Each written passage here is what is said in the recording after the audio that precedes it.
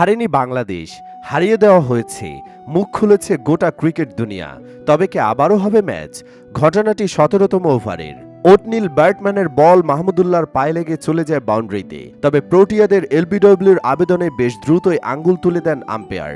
Mahmudullah review নিতেও বেশি দেরি করেননি। রিভিউয়ে দেখা যায় বল চলে যেত লেগ স্টাম্পের বেশ বাইরে দিয়ে। আম্পায়ারের সিদ্ধান্ত তাই পাল্টে যায়। কিন্তু নিয়ম অনুযায়ী আম্পায়ার আউট দেওয়ার পর সেই সিদ্ধান্ত রিভিউর বদলে গেলেও কোনো রান যোগ হয় না। ওই ৪ রান পেলে বাংলাদেশের প্রয়োজন পড়ত ২২ বলে ২২ রান, কিন্তু ৪ না পাওয়ায় তা হয়ে যায় ২২ বলে ২৬। শেষ পর্যন্ত চরম নাটকীয়তার ম্যাচে শেষ দিকে পথ হারিয়ে বাংলাদেশ হেরে যায় ৪ রানে। আইসিসির এমন আইন নিয়ে বিশ্ব ক্রিকেটের বড় বড় রিজনরাও মুখ খুলেছেন। ভারতের ওয়াসিম জাফর, পাকিস্তানের ওয়াকার ইউনুস এই আইনকে বাংলাদেশের হারের কারণ দাবি করেছেন। এছাড়া আরও অনেকে নানান মন্তব্য করেছেন, এমনকি বাদ যায়নি তাওহিদ হৃদয়ও।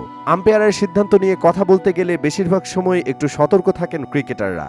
কখনো কূটনীতির আশ্রয় নেন, কখনো আকারে ইঙ্গিতে বোঝানোর চেষ্টা করেন, কখনো বা এড়িয়ে যান। তবে তাওহিদ হৃদয় এবার রাগ ঢাক খুব একটা ভালো রাখলেন না।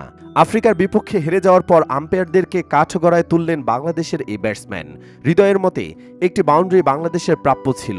এই বাউন্ডারিটি পেলেই বাংলাদেশের ম্যাচের চিত্র ভিন্ন হতে পারত বলে মনে করেন তিনি। ম্যাচের পর সংবাদ সম্মেলনে সম্ভাব্য ওই ৪ নিয়ে প্রশ্ন করা হলে সরাসরি আম্পায়ারের দিকে আঙ্গুল তুললেন হৃদয়। তিনি বলেন, সত্যি বলতে সেটি ভালো সিদ্ধান্ত ছিল না। আটোসাটো ম্যাচে আমাদের জন্য ভালো কিছু ছিল না সেটি। আমার মতে আম্পায়ার আউট দিয়েছেন, তবে আমাদের জন্য কঠিন ছিল। ওই ৪টি পেলে আমাদের চিত্র ভিন্ন হতে পারত। আর কিছু বলার নেই, কিছু বলার নেই বললেও পরে আরও অনেক কিছুই বললেন হৃদয়। সেখানে মিশে থাকলো আরও অনেক ক্ষোভ। শুধু সম্ভাব্য ওই লেগ বাই নয়, তার নিজের আউট এবং আরও কিছু সিদ্ধান্ত নিয়েও ক্ষুব্ধ তিনি ও তারা। ক্রিকেটের এই নিয়মটা অন্যায্য কিনা, এমসিসি এবং আইসিসি ক্রিকেটের নিয়মটা পাল্টানোর কথা বিবেচনা করতে পারে কিনা সেই প্রশ্ন করা হয় তাকে।